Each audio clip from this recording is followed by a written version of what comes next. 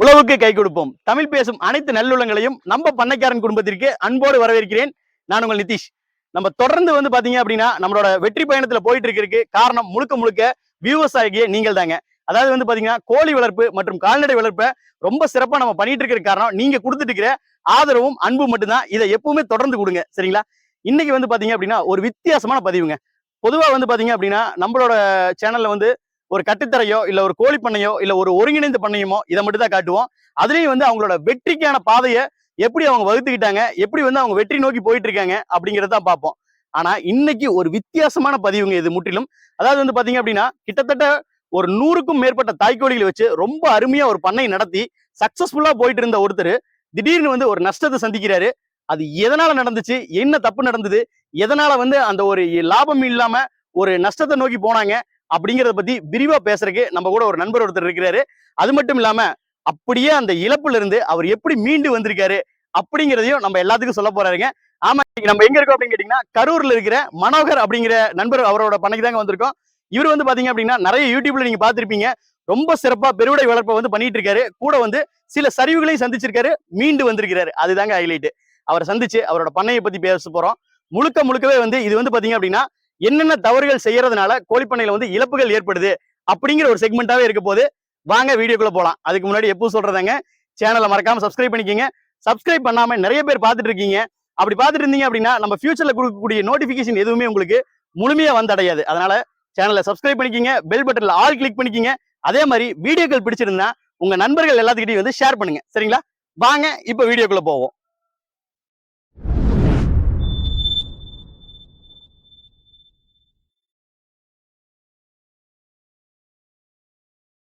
வணக்கம். வணக்கம். எப்படி இருக்கீங்க? நல்லா இருக்கிறேங்க. உங்களுடைய பெயர், நம்மளோட பண்ணை எங்க அமைஞ்சிருக்கு, அதை பத்தி கொஞ்சம் சொல்லுங்க. என்னோட பேர் மனோகருங்க. சரிங்க. நம்மளோட பண்ணை கரூர் மாவட்டத்துல வாங்கல்னு ஒரு ஏரியால இருக்குங்க. கரூர் பஸ் ஸ்டாண்ட்ல இருந்து ஒரு 10 கிலோமீட்டருங்க. ஓகே, அங்கதான் அமைஞ்சிருக்கு. ஆமாங்க. எத்தனை வருடமா இந்த கோழி வளர்ப்பு ஈடுபட்டு இருக்கீங்க? நான் 2021ல ஆரம்பிச்சேங்க. சரி. கோவிட் டைம்ல ஹைதராபாத்ல வேலை பார்த்துட்டு இருந்தேன். ஓகே. கோவிட் டைம்ல சரி ஊருக்கு வரலாம் அப்படின்ற போது சரி ஒரு கோழி பண்ணையும் ஆட்டு பண்ணையும் விருப்பம். ஓகே. ரெண்டாவது நம்ம விவசாய குடும்பம்ன்றனால சின்ன வயசுல இருந்தே அதெல்லாம் கோழி ஆடெல்லாம் மாட்டெல்லாம் பார்த்து வளர்த்தனால ஓகேங்க, கோழி பண்ணலாம் அப்படின்ட்டு இந்த கோவிட் டைம்ல நிறைய படிக்க ஆரம்பிச்சேங்க. சரிங்க. சரி. கோழி ஆட ஆரம்பிச்சு ஆடு கொஞ்சம் செட் ஆகல. விற்பனைன்னு வரும்போது ரொம்ப சிரமப்பட்டுட்டேன். சரிங்க. அதனால சரி கோழி நல்லா போகுதுங்க, நமக்கு செட் ஆகிடுச்சு. Okay okay okay. அதாவது நீங்க ஒரு வேற ஒரு துறையை சேர்ந்தவரா இருக்கீங்க, ஐடி ஃபீல்ட்ல இருந்தீங்க இல்லையா? ஆமாங்க. எப்படி இது கோழி வளர்ப்பு என்னதான் பரம்பரை தொழிலா இருந்தாலும் அது மேல எப்படி ஒரு ஆர்வம் வரக்கான காரணம்? இல்ல, நான் சொல்ல போனா நான் வெளிநாட்டுல இருக்கும் போதுமே விவசாய சம்பந்தமா ஏதாவது பண்ணணும்னு யோசிச்சிட்டே இருந்தேங்க. சரிங்க. அப்புறம் திரும்ப இந்தியா என்ன பண்ணலாம் அப்படின்றப்போ ஆல்ரெடி தென்னந்தோப்புலாம் இருக்குது. Okay okay. இதுக்குள்ள சும்மா இருக்க இடத்துல என்ன பண்ணலாம் அப்படின்ற போது நம்ம கோழி ஆடு வைக்கலாம்னு தோணுச்சுங்க. Okay okay. விவசாய சம்பந்தப்பட்டமே தான் நமக்கு விருப்பம். படிக்கிறது எல்லாமே விவசாய சம்பந்தப்பட்டதான் பார்த்துட்டு இருப்பேங்க. ஓகேங்க. நானே தண்ணி ஆடிட்டு இருப்பேன். எல்லா வேலையும் ஐடி வேலையும் பார்த்துக்கிட்டு நானே மம்முட்டி பிடிச்ச வேலையும் பார்ப்பேன். சரி. சரி, நம்ம கோழி பிடிக்குன்றனால சரி கோழி பண்ண ஆரம்பிச்சிங்க அப்படின்னு விருப்பம் வந்துருச்சுங்க அதுல. Okay okay okay. அதாவது பிரதர் பொதுவா பாத்தீங்க அப்படின்னா இந்த கோழி பண்ணை வைக்கிறவங்க எல்லாருமே இந்த நஷ்டத்தை சந்திக்காத ஆட்களே கிடையாது இல்லைங்களா? எல்லாருமே ஒரு ஒரு பெரிய ஒரு ஹடில் அப்படின்னு பாத்தீங்கன்னா அந்த நஷ்டம். திடீர்னு நோய்வாய்ப்பட்டு கோழிகள் இறக்குறதோ இல்ல வேற ஏதாவது பிரச்சனைகள்னால நம்ம வருமானத்தை இழக்கிறதோ ஒரு முக்கியமான இதா இருக்கும். ஆக்சுவலா நம்ம பண்ணையில இப்ப கோழிகள் கம்மியான எண்ணிக்கையில தான் நான் பாக்குறேன். ஆனா இதுக்கு முன்னாடி நான் பார்த்தப்ப நிறைய எண்ணிக்கையில் இருந்தது. ஆமாங்க. என்ன நடந்தது, எத்தனை தாய் கோழிகள் நம்ம கிட்ட இருந்தது, எங்கிருந்து ஆரம்பிச்சோம் நம்ம, இப்போ நம்ம எங்க இருக்கோம், அதை பத்தி கொஞ்சம் விரிவா சொல்லுங்களேன். சரிங்க. நீங்க எல்லாருமே சொன்ன மாதிரி ஏகப்பட்ட யூடியூப் சேனல்லாம் பார்த்துருப்பீங்க. கோழி வளர்ப்பு என்ன பண்ணணும், சாப்பாடு என்ன கொடுக்கணும், அதை பண்ணணும் இதை பண்ணணும் எல்லாம் சொல்லியிருப்பாங்க. ஆனா என்ன தவறு பண்ணக்கூடாதுன்றது பெரும்பாலும் யாரும் சொல்ல மாட்டாங்க. நான் எப்ப எல்லாரும் வீடியோ பார்த்துட்டு நானும் 20 பொட்டைக்கோழியும் ஒரு 2 சேவல் தான் ஆரம்பிச்சேங்க. ஓகேங்க. அப்படியே கொஞ்சம் கொஞ்சமா டெவலப் பண்ணி இந்த ஷெட் 2 ஷெட்டா மாறிச்சுங்க. நல்லா டெவலப் ஆச்சுங்க. சரிங்க. ஃபர்ஸ்ட் வருஷம் கறிக்கு தான் கொடுத்துக்கிட்டு இருந்தேன். நல்லா கறியாகவும் போச்சுங்க. ஓகேங்க. அடுத்து நான் இனிஷியலா என்ன பிளான் பண்ணா கறிக்கு மட்டும் தான் பிளான் பண்ணும்போது அப்புறம் எல்லாத்தையும் அழிச்சிட்டு தூய பெருவடைக்கு போயிடலாம். Okay okay. நம்ம இன்னும் கொஞ்சம் கமர்ஷியலா பண்ணும்போது இன்னும் கொஞ்சம் நல்லா இருக்கும். இந்த கரூர் மாவட்டம் கொங்கு பெல்ட்ல அது குறிப்பா கரூர் மாவட்டம் நீங்க விளையாட்டு எப்படி விளையாட்டுகளுக்கு சேவல்கள் அதிகமா தாறுமாறா விற்பனை பண்ணுவாங்க. அது போலான்றப்ப நம்ம கூட இருக்க ஃப்ரெண்ட்ஸ் எல்லாருமே அப்படி சொல்லும் போது சரி பண்ணலான்ட்டு பழசெல்லாம் கழிச்சு விட்டுங்க. ஓகே. தரமான பெருவடையை மட்டும் ஒழிச்சு கொண்டு வந்துங்க. சரிங்க. அதுல விற்பனைன்றப்ப எனக்கு ஃபர்ஸ்ட் பிரச்சனை இல்லைங்க. ஃபர்ஸ்ட் வந்துட்டு முட்டையா கொடுத்தங்க. தயவு ஓகே. செஞ்சு யாரும் முட்டையா கொடுக்காதீங்க. 10 கொடுக்காதீங்க. பைசாக்கு போகுது. நீங்க 900 முட்டை 1000 முட்டை ஒரு மாசம் எடுத்தா கூட சரிங்க. வரவு செலவு சரியா போயிருங்க. கட்டாயமா. ரிஸ்க் இல்ல, ஓகே. ஆனா வருமானம் இல்ல. வருமானம் இல்ல. அடுத்தது குஞ்சா கொடுத்துட்டு இருந்தேங்க. சரிங்க. குஞ்சா கொடுக்கும்போது வந்துட்டு நீங்க வந்துட்டு ஒரு 1000 முட்டை இருக்குது, ஒரு 500 முட்டை இருக்குதுன்னா வந்துட்டு உங்களுக்கு வந்து ஒரு 250 முட்டை 300 குஞ்சு தான் பொரிக்குன்னு வச்சுக்கங்க. 300 குஞ்சு தான். சரி. அந்த 300 குஞ்சு ஒரு வாரமா கொடுத்தா ஒரு ப்ராஃபிட்டுங்க. ஒரு சரி. மாசம் கழிச்சு கொடுத்தா ஒரு ப்ராஃபிட். ஓகே. 4 மாசம் கழிச்சு கொடுத்தா வேற மாதிரி ப்ராஃபிட். சரி. ரிஸ்க் கொஞ்சம் கொஞ்சம் ஜாஸ்தி ஆகிட்டே வரும். ஜாஸ்தி ஆயிட்டே வரும். ஒரே வாரத்துல கொடுத்தீங்கன்னா இழப்பு கொஞ்சம் பெருசா இருக்காது. ஓகே. ஒரு மாசம்ன்றப்ப இன்னும் கொஞ்சம் இழப்பு சேர்த்து இருக்கும். 100 குஞ்சுல வந்து ஒரு 10 15 குஞ்சு இறந்துருக்கும். சரிங்க. 4 மாசம்ன்றப்ப 100 குஞ்சுல பாத்தீங்கன்னா 20 குஞ்சுக்கு மேல இறந்துருக்கும். கட்டாயம், அதெல்லாம் லாஸ். கட்டாயம். ஸோ அந்த அப்படி கொடுத்துட்டே வந்தீங்கன்னா காசு பார்த்துட்டே வரலாம். ஓகே. ரிஸ்க் கம்மி, ப்ராஃபிட் கம்மி. Profit ரிஸ்க் கம்மி. ஜாஸ்தி, ப்ராஃபிட் ஜாஸ்தி. ப்ராஃபிட் ஜாஸ்தி. இப்படி எல்லாம் போயிட்டு இருக்கும்போது நடுவுல வந்துட்டு ஒண்ணு தோணுச்சுங்க, நம்ம குஞ்சு வள உற்பத்தி பண்றோம். சரி. நம்மளே குஞ்சை வளர்த்தி பெருசாக்கி வந்துட்டு இங்க கரூர் மாவட்டத்துல கறிக்கே ஒண்ணுமே இல்லாம நீங்க கறிக்கே கொடுத்தா கூட 400 ரூபாங்க. ஓகே. ஈரோடு பக்கம்லாம் வந்து கறி எடையே வந்துட்டு உயிரடைங்க. ஓகே. கறி உயிரடை வந்துட்டு 500 550 போயிடுச்சுங்க. போயிடுச்சு. நீங்க 400 வச்சா கூடங்க சரிங்க. நம்ம வந்து மாசம் வந்து ஒரு 200 300 குஞ்சு அசால்ட்டா ப்ரொடியூஸ் பண்ணிடுறோம். ஓகே. ஓகே. அது மேலே ப்ரொடியூஸ் பண்றோம். சரி. என்ன லீஸ்ட் சொல்றேன் சொல்றேன். ஓகே. ஒரு 300 குஞ்சு ரெடி பண்றோம். நாம வந்து ஒரு கறிக்கடையை பொறுத்த வரைக்கும் என்ன அப்படின்னாங்க வந்துட்டு 1 to 1.5 கிலோ. ஓகே. ஓகே. அவ்வளவுதான் எடுப்பானுங்க. அவ்வளவுதான் ஆமா, எடுக்கறாங்க. நீங்க 2 கிலோ 3 கிலோ கறிக்கடை கொடுத்தா நான் ஆகாதுன்னா போகாதுன்னா அப்படின்ற போகாதுங்கறாங்க. ஸோ 1 1.5 போகும்போது நம்ம வந்து 6 மாசத்துல வந்துட்டு அசால்ட்டா வந்துட்டு 1 to 2 கிலோ கொண்டு வந்துடலாங்க. விற்கிறது ஈஸி. சரி. ஸோ ஒரு மாசம் வந்து ஒரு 200 குஞ்சு அப்படின்னா ஓகே. 6வது மாசத்துல வந்துட்டு உங்களுக்கு வந்துட்டு 600 கிலோங்க. அது 600 கிலோ. 400 கிலோன்னு வச்சுக்கங்க. சரி. ஒரு ஒரு கோழி வந்து 2 கிலோ 2 கிலோ ஆவரேஜ். ஆவரேஜா வருதுங்க. 400 6வது கிலோ. மாசம் உங்களுக்கு பாத்தீங்கன்னா 400னா 800 ஆச்சுங்க. ஆமா. 200 into 8 போட்டுனா 1,60,000 ரூபாய் கணக்கு. சரி. பேப்பர் கணக்கு இருக்கிறதுலே ஹையஸ்ட் வந்து நான் லோவஸ்ட் சொல்றேங்க நான். ஓகே. ஓகே. ஓகே. நீங்க வந்துட்டு நான் அப்ப இருந்து நம்ம கிட்ட வந்து 100 பொட்டைக்கோழி பக்கம் இருந்துச்சுங்க. ஓகே. ஒரு மாசம் வந்துட்டு 800 இருந்து 900 முட்டை உற்பத்தி பண்ணோம். ஓ. முட்டை உற்பத்தி பண்ணா சரி நம்ம அதில் லீஸ்டா சொல்றேன். சரி, உங்களுக்கு சரி, வந்துட்டு ஒரு 100 பொட்டைக்கோழி இருக்குதுன்னா ம். நீங்க வந்துட்டு ஒரு 500 முட்டை தான் வைக்கிறீங்கன்னா அதுல ஒரு 250 குஞ்சு தான் வருதுன்னா ஓகே. அதுல 200 குஞ்சை நீங்க 6வது மாசம் கொண்டாந்துட்டீங்கன்னா சரி.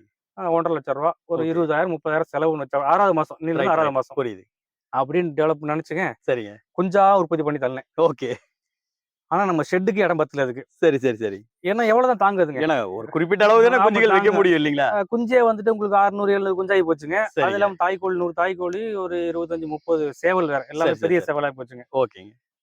வரும்போது இப்ப இட பற்றாக்குறை ஆச்சுங்க. ஓகேங்க. கரெக்டா பனிகாலம் மழை காலம் முடிஞ்சு பனிகாலம் ஆரம்பிக்குதுங்க. ஆரம்பிக்குது. நான் பண்ண என்ன தப்புன்னா நான் எப்பவுமே வந்துட்டு கோழி வந்து ஒரு வேலைக்கார போறதுனால 5:30க்கு 6 மணில திறந்து விட்டுருவேங்க. சரிங்க, சரி. இந்த பனிங்கெல்லாம் இந்த மழை காலத்துல மழை பெஞ்சு ஒரே புல்லா இருக்குங்க. ஆ.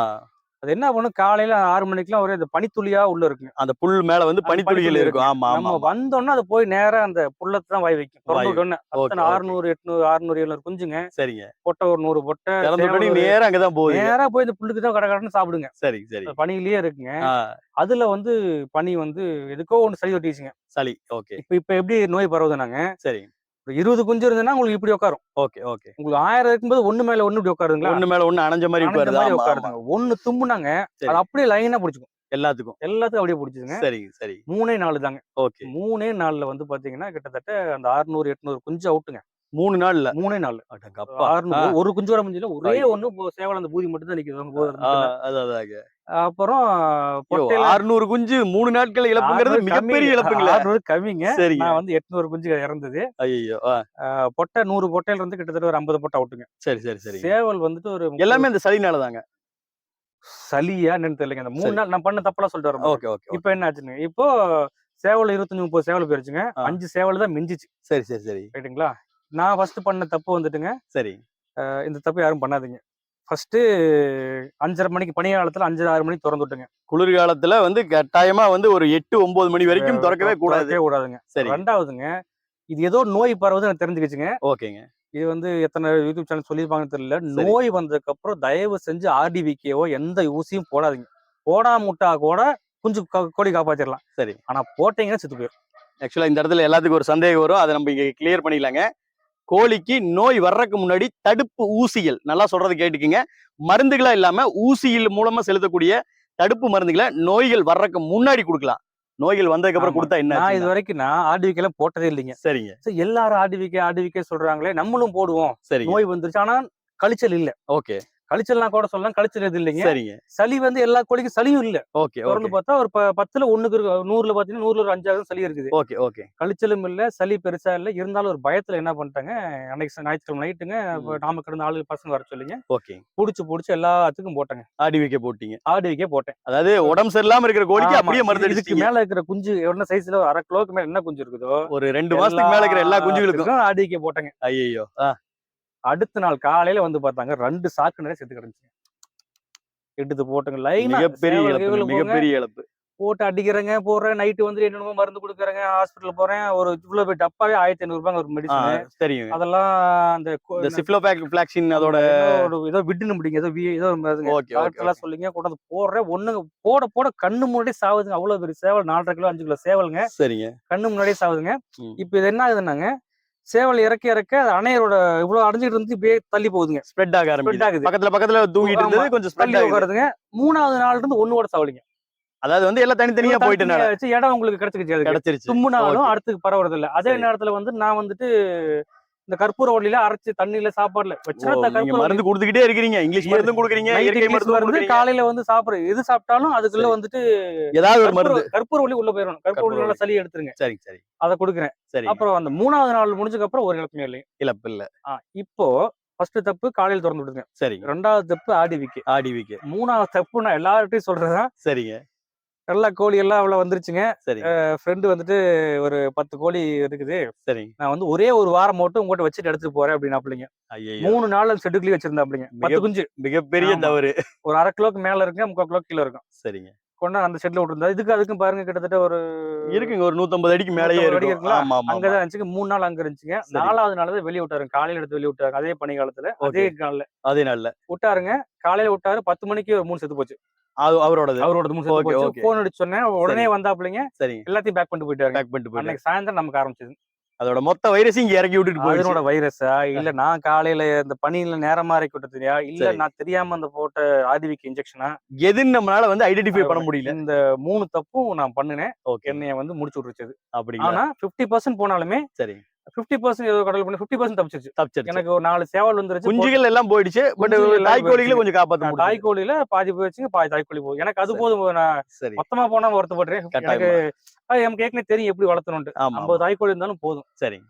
அப்படின்ட்டு அதுல வச்சு பண்ண ஆரம்பிச்சிட்டேன். அதுல இருந்து பண்ண இருந்தாலும் ஆரம்பிச்சு. அந்த இழப்புல கத்துக்கிட்டேன். சரி. இருந்தாலும் மனச விடல. ஆனா ஒரு மிகப்பெரிய இழப்பு தான் இல்லைங்களா? ஆமா, ஆமா. பொருளாதார ரீதியா பார்க்கும்போது அது மிகப்பெரிய ஒரு இழப்பு. அது மட்டும் இல்லாம பயங்கரமான மன உளைச்சலுக்கு அந்த ஆளாயிருப்போம். 3 நாள் வந்துட்டுங்க சரி. சோறு தண்ணி இல்லைங்க. இதுல எப்படின்னா நான் விவசாய வேலையும் பார்க்கணுங்க. 10 சரி. மணிக்கு ஆபீஸ் வேலையும் பார்க்கணும். சரி. எனக்கு 9:30 10 மணி வரைக்கும் ஆபீஸ் வேலை இருக்குங்க. ஓகேங்க. 10 மணிக்கு மேல வந்துட்டு மருந்து போய் வாங்கிட்டு வரணுங்க. ஓகே. மெடிக்கல் சொல்லி இருங்க கடைய போட்டேன்னு சொல்லி போய் மெடிசன் அதுக்குள்ள ஃபோன் அடிச்சு கேட்டு என்னென்ன மருந்துங்க. ரைட்டுங்க. 10 to 2 மணிக்கு 12 மணி வரைக்கும் மருந்து போடுங்க. அத்தனை கோழிக்கு நீங்க மருந்து போடணும்னு நினைச்சு பாருங்க. கண்டிப்பா. பசங்கள வர சொல்லி 3 நாள் போட்டேங்க. ஒண்ணும் பொழைக்கல. அந்த அந்த உடல் உழைப்புங்க, மன மன உளைச்சல். அது போக வந்து பொருளாதார ரீதியா இழப்பு. ஆமாங்க. என்னன்னா அது எதிர்பார்த்த அமௌண்ட் நீங்க நினைக்க மாட்டீங்க. சரி. அது ஒவ்வொரு மாசமும் அதுல வந்துட்டு ரூ. 2,00,000 அப்படின்றப்போ அத கறி ரேட்டுக்கு நான் சொல்றேங்க. நம்ம கிட்ட சண்டை சேவல்றேங்க. நான் வந்து ரூ. 3,000 2,500 3,000 கொடுத்துட்டு இருக்கேன். சரிங்க. கறி ரேட்டு ரூ. 1,000 வச்சா கூட சரிங்க. 600 குஞ்சுக்கு நினைச்சு பாருங்க. அதான். 6 மாசம் உழைப்புன்றது என்னோட இதுக்கு முன்னாடி 6 மாசம் உழைப்பு அப்படியே கொண்டாந்து நிக்குதுங்க. நிக்குது. மாசம் ரூ. 1,00,000 கணக்கு வச்சுங்க. 6 மாசம் உழைப்பு. கிட்டத்தட்ட ஒரு ரூ. 6,00,000 6 அதுக்கான லட்சம் இழப்பு. 3 நாள் 3 நாள்ல வாஷ் அவுட். ஆமாங்க. அது போனாலும் பரவாயில்ல. சரி. சேவலும் போட்டே போயிருச்சுங்க. அதுதான். அதாவது தாய்க்கோழிகள் போனது பெரிய வருத்தம். தாய்க்கோழி குஞ்சுகள் கூட உற்பத்தி பண்ணிக்கலாம். ஆமா. தாய்க்கோழிகள் போனது பெரிய அதுக்கு வருத்தம். முன்னாடி தான் வந்துட்டுங்க அடை வச்சு அந்த ஷெட்யூல் அடை வச்சிருக்கும்போது நாகப்பாம்பு வந்துட்டு 20 பொட்டைய போட்டு போயிடுச்சு. ஓ நாகப்பாம்பு வந்து உள்ள வந்துருச்சுங்க. நாகன் அப்படியே வந்துருச்சு. டப்புன்னு ஊதிடுச்சுங்களா? ஊதிருச்சு. அப்படியே அடையில இருந்து எல்லாம் அப்படியே விழுந்துருச்சுங்க. ஐயோ. இப்ப எனக்கு பொட்டை தான் மெயின். சேவல் ஆக்சுவலா இழப்பு எல்லாமே வந்து பொட்டையா இருக்குது. அதுதான் இங்க ஹைலைட். சேவல்லாம் பிரச்சனை இல்லைங்க. குஞ்செல்லாம் பிரச்சனை இல்லைங்க. சரி. பொட்டைய மட்டும் பொட்டை இல்லாம நீங்க பண்ண முடியாதுங்க. பொட்டைய வந்து நீ தரமான ஒரு பொட்டை போய் கேட்டீங்கன்னா கொடுக்க மாட்டாங்க. இவ்வளவு பெரிய பொட்டையே ரூ. 4,000 5,000 சொல்லுவாங்க. நல்ல ஒரு தரமான பொட்டை. பொட்டைக்கு தான் நான் ரொம்ப அலைஞ்சேன். சேவல்லாம் எனக்கு மேட்டர் இல்லைங்க. 5,000 கொடுத்த சேவல் கிடைச்சது. சிரமப்பட்டு கொண்டு வந்து சேர்த்துனது ஒவ்வொன்றா இல்லீங்களா? ஆமாங்க. பிரதர் வெளிப்படையா ஒரு விஷயம் சொல்லணும் அப்படின்னா இந்த மாதிரி ஒரு இடத்துல யார் இருந்தாலும் துவண்டு போயிருவாங்க. ஏன்னு கேட்டீங்கன்னா மிகப்பெரிய ஒரு இழப்பு. அது பொருளாதார ரீதியாங்கிறத விட்டுருங்க. பணத்தை வந்து எப்ப வேணாலும் சம்பாரிச்சுக்கலாம். நம்ம கஷ்டப்பட்டோம்னா இன்னும் கொஞ்ச நாள்ல சம்பாரிச்சுக்கலாம். ஆனா அந்த மன உளைச்சல் இருக்குது பாத்தீங்களா? நம்ம வந்து கண்ணுமா பார்த்து வளர்த்துன ஒவ்வொரு கோழியும் அது நம்ம கண்ணு முன்னாடி துடிச்சு சாகுறதுங்கிற அந்த வழி எனக்கு தெரியுங்க. ஏன்னா நானும் அனுபவிச்சிருக்கேன்.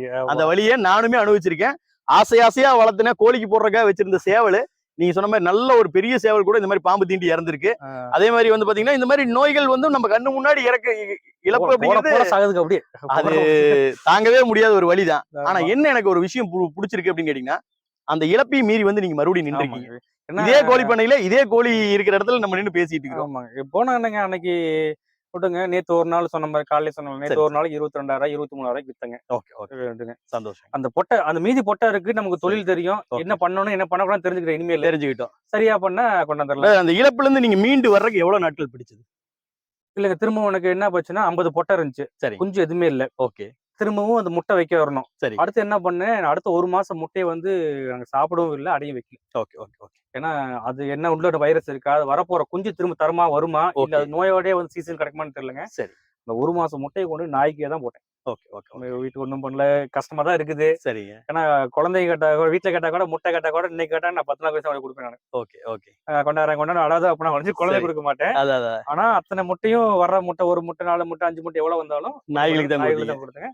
1 மாசம் கழிச்சு தான் திரும்ப அடை வைக்க ஆரம்பிச்சேன். சரி. செட்டை கிளீன் பண்றதுக்கு என்ன விதமான ஒரு நடவடிக்கை எடுத்தீங்க?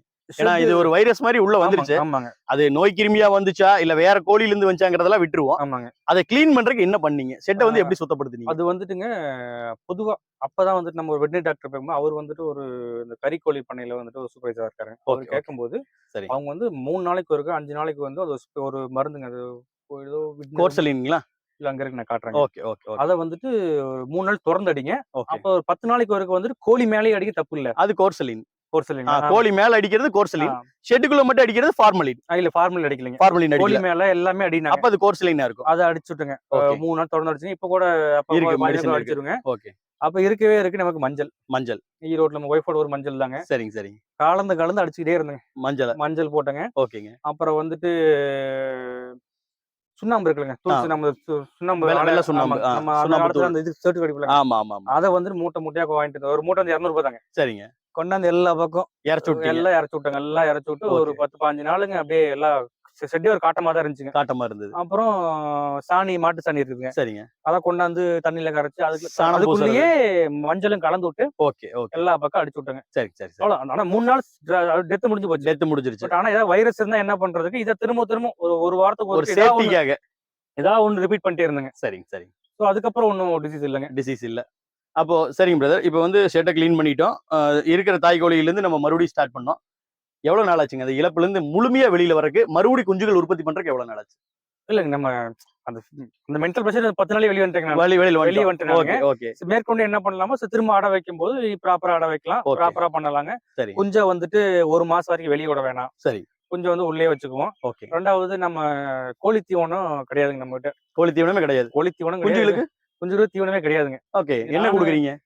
சொல்றேங்க. நானும் வந்துட்டுங்க நிறைய வீடியோல சொல்லுவாங்க இந்த மாதிரி நாட்டுக்கோழி கொடுங்க குஞ்சு சீக்கிரம் மேல வந்துருவாங்க. ஆமா. இல்லைன்னா சில வீடியோல பாத்துக்க பிராய்லர் கொஞ்சம் அந்த பிராய்லரோட ஃபீட் அந்த ஸ்டார்டர் கொடுங்க. ஓகே. ரெண்டையும் ட்ரை பண்ணேன். 2 வாட்டி ட்ரை பண்ணேங்க. சரிங்க. போன வருஷம் டைம் ட்ரை பண்ணேன். இந்த வருஷம் ட்ரை பண்ணேன். சரி. ஒண்ணுமே எனக்கு வரல. அதுல போட்ட ஒரு குஞ்சு 70 80 குஞ்சு. போன மேட்ச்ல ஒரு 100 குஞ்சு, இந்த மேட்ச்ல 80 குஞ்சு வேஸ்டா தான் போச்சுங்க. அப்படிங்க.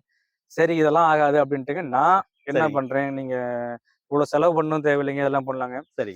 கம்பு மொட்டுக்கம்பு வந்து கிலோ 30 ரூபா 32 ரூபாய் வச்சுங்க. ஓகே. அதை வாங்கிக்கங்க. மக்காச்சோளம் வாங்கிக்கங்க. சரி. கோதுமை கிடைச்சா கோதுமை வந்து என் அனுபவத்துல நைட்டு போடாதீங்க. ஏன்னா நைட் அது வந்து ஊறுதுங்க. நைட்டு செரிமானாக நம்மளுது திடீர் பொட்டை மட்டும் இறந்துட்டு இருந்துச்சுங்க. தாய் கோழியில போடுறது பொட்டை மட்டும் இறக்குது. தனக்கு அரைச்சுதான் ஆச்சு. குஞ்சுக்கு போற அரைச்சாச்சுங்க. வெறும் கம்பு கோதுமை மட்டும் போட்டுருந்தேன் காலையில. சரிங்க. எதுக்குன்னே தெரியல சார். நாங்க கூட பூச்சி வருது இந்த ஷெட்லங்க. பூச்சி வர்றதுக்கு வாய்ப்பு இல்லைங்க.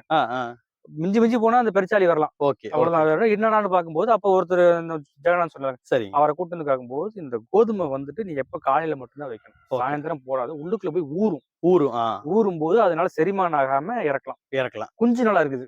தாய்க்கோழி மட்டும் இருக்குது. அதுதான் காரணம். 4 தாய்க்கோழி போச்சுங்க அந்த மாதிரி. சரி. அன்னையோட சாயந்தரம் உடனே நிப்பாட்டிட்டேன். சரி. திரும்ப பார்க்கும்போது காலையில என்ன பண்ணலாம்னாங்க, என் அனுபவத்தை சொல்றாங்க. காலையில என்ன பண்ணாங்கன்னாங்க, இந்த மக்காச்சோளம், சரி, கோதுமை, கம்பு இது 3 மட்டும் அரைச்சு கொடுங்க. அரைச்சு சாயந்தரம். சரி. இது வரைக்கும் யாருமே சொல்லியிருக்க மாட்டாங்க. சரி. கட்டாளிகள் தான் பண்ணுவாங்க. சரி. என்ன பண்ணுவாங்கன்னாங்க, கடல்ல இருக்கலாம் கடலை பருப்பு. நிலக்கடலை. அதுலயே எண்ணெய் பருப்பு ஒன்று இருக்குங்க. ஓ. கிலோ 100 ரூபா 110 ரூபா வருங்க. சரி. எண்ணெய் ஆட்டுறதுல அந்த பருப்பு தான் வைப்பாங்க. கொஞ்சம் நல்லா வித்து நல்லா ஆமா, நல்லா ஊறுன மாதிரி இருக்குங்க. இருக்கும். அது முத்து நல்லா முத்தா இருக்குங்க. இருக்கும் அது. அதை அரைச்ச பவுடர் ஆயிக்குங்க. சரிங்க. ரொம்ப பவுடர் சும்மா ஒரு பொரி ஒரு பொரியா பருப்பு அரைச்சு பருப்பு பருப்பு போட்டுங்க. ஓகே. அது ஒண்ணுங்க. சரி.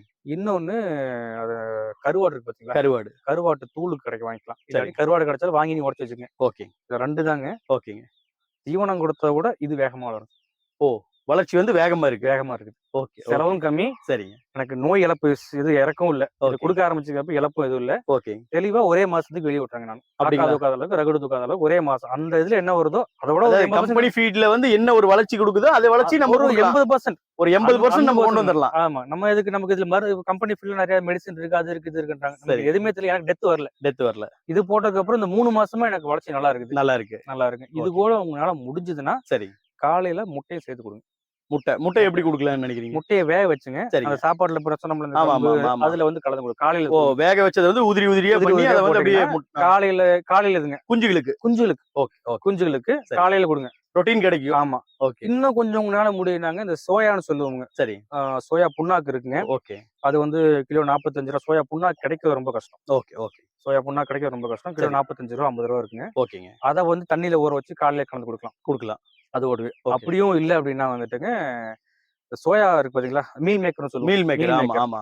அது வந்து கிலோ வந்துட்டு 100 ரூபா 110 ரூபா. ஹோல்சேல வாங்குனீங்கன்னா கடையில போனீங்கன்னா போட்டுருவானுங்க. 100 ரூபா ஹோல்சேல மூட்டையா வாங்கும்போது இல்ல சும்மா இந்த சின்ன கடையில போய் பாக்கெட்ல இல்லாம லூஸ்ல விக்கிறாங்க. லூஸ்ல விக்கிற வாங்குனீங்கன்னா உங்களுக்கு கிலோ 100 ரூபா 110 ரூபா வருங்க. ஓகே. அதை வாங்கிட்டு வந்து அரைச்சு போடுங்க. இருக்கிறதுலயே புரோட்டீன் 2 கண்டென்ட் அதிகமா இருக்கிறது ஒண்ணு வந்துட்டு கருவாடுங்க. ஓகே. 2வது இந்த மீல் மேக்கர் பொடிங்க. சோயால அருமையான வளர்ச்சி இருக்கும். அப்படிங்களா? வேற எதையுமே நீங்க ட்ரை பண்ண வேணாம். 100 ரூபாய்க்கு உங்களுக்கு இவ்வளவு வருங்க. 1 கிலோக்கு இவ்வளவு வரும். ஓகே.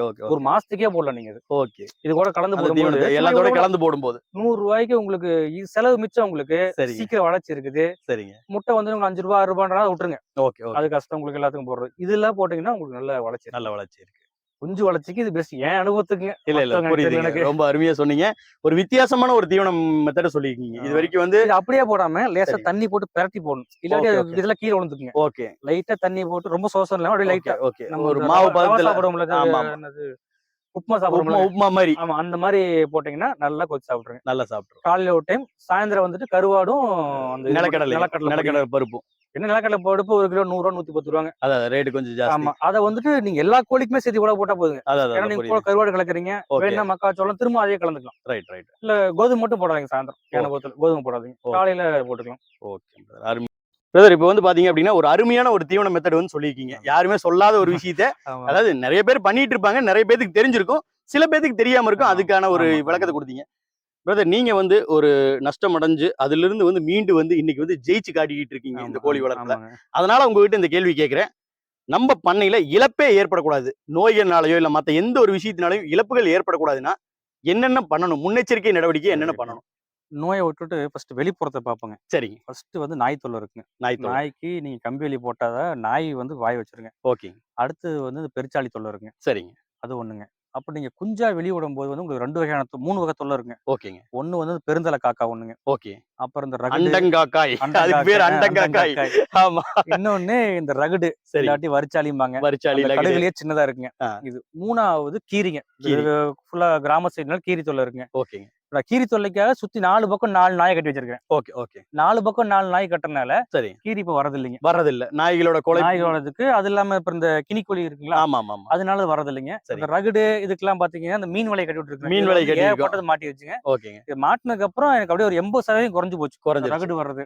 அதனால ஒரு மாசத்துக்குள்ள கொஞ்சம் தாராளமா வெளியே தரலாம். இழப்ப வந்து நம்ம கம்மி பண்ணிட்டோம். ஆமா. பெருந்தலை காக்கா வந்து அந்த இதை தூக்குறது இல்ல. ஓகே. அவ்வளவு ஒரு மாசம் மேலான குஞ்சுகளை தூக்குறது இல்ல. இது வந்து வெளிப்புறத்துலங்க. சரிங்க. உள்புறத்துல வந்துட்டு நீங்க சொன்ன மாதிரி அப்பப்ப அந்த சாணி தொளிச்சிருங்க, மஞ்சள் தொளிச்சிருங்க. ஓகே. நோய்க்கு வந்துட்டு நான் முன்ன இயற்கையிலும் பண்ணலாம், இல்ல இங்கிலீஷ் மெடிசன்லயும் பண்ணலாம். இயற்கையில சொன்ன மாதிரி இந்த கற்பூரவள்ளி, கீழாநெல்லி, குப்பமேனி, இஞ்சி, பூண்டுங்க, சீரகம், இதெல்லாம் ஏதாவது ஒண்ணு டெய்லி நான் சாப்பாடு தனி சும்மா விட மாட்டேன்.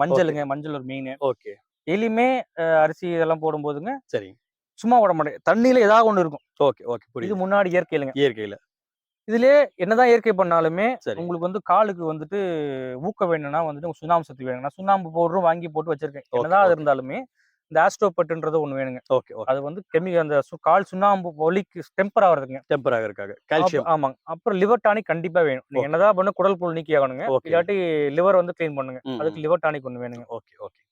அப்புறம் இது போக வந்துட்டு என்னதான் இருந்தாலுமே லிக்சின் டெட்ராசைக்ளின் இது ஓகே. வந்து 5 நாளைக்கு ஒருக்க தண்ணியில குடுத்தே ஆகணும். Anti okay okay okay. இழப்பு இல்லாம இருக்க சொல்றேங்க. குஞ்சுகளுக்கு. இருக்குதோ இல்லையோ 5 நாளைக்கு ஒருக்க வந்து தண்ணியில கலந்துருவானுங்க. சரிங்க. அப்புறம் குரோவிப்ளெக்ஸ்னு ஒண்ணு இருக்குங்க. குரோவிப்ளெக்ஸ் ஆமா. வளர்ச்சிக்கான ஊக்க வளர்ச்சிங்க. மருந்து. ஆமா. வளர்ச்சி வந்து அவங்க சத வளர்ச்சிக்குங்க. ம்.